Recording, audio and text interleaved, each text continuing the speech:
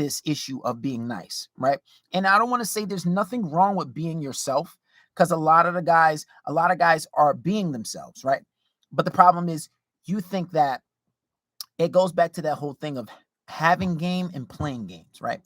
When I try to give guys techniques on having a successful relationship, when I tell guys to stand up to your girl, when I tell guys to polarize your relationship, and it's okay for you to disagree with your girl, and when she's mad, you have to take that, that tension and turn it into a positive.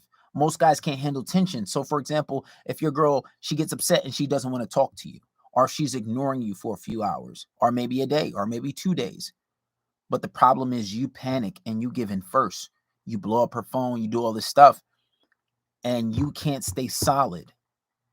You begin not to control your emotions.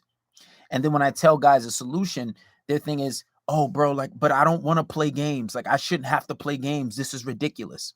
Right.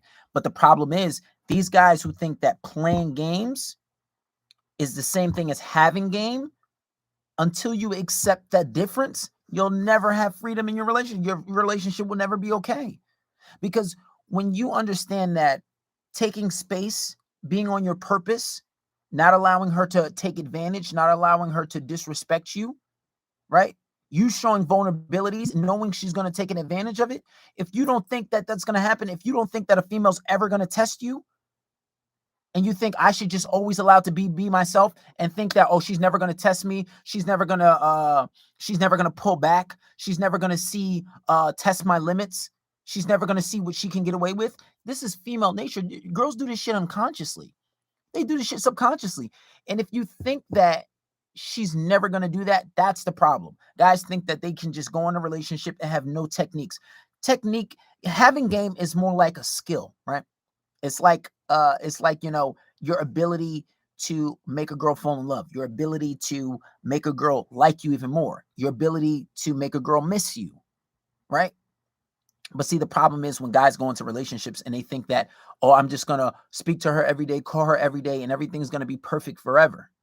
And even when the guys that do that and they still stay with their girl, and they're married for years, I had a lot of old guys who say, oh, yeah, after a while, you're going to stop having sex. That's going to stop. What? Never. I've been in long relationships. I would say just all my relationships is so long, like years apart. And never once did that sexual attraction ever die down. Even till the last point where we were done with each other. The sex was the very last thing to leave. Why? Because I understood what attraction is. I knew how to keep my value, right? I knew what it means. I know what it meant to have relationship dynamics even before I was aware of it.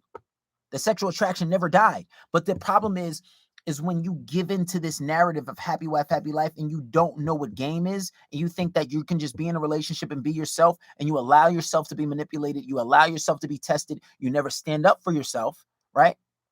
And you think you could just be nice and be romantic all the time and do sweet things, you lose scarcity. You lose your time isn't valued as much. You start to be taken for granted, right? These girls are not going to appreciate you as much, right? Think about it. Anything that anyone ever has to work for, it's more valued, right?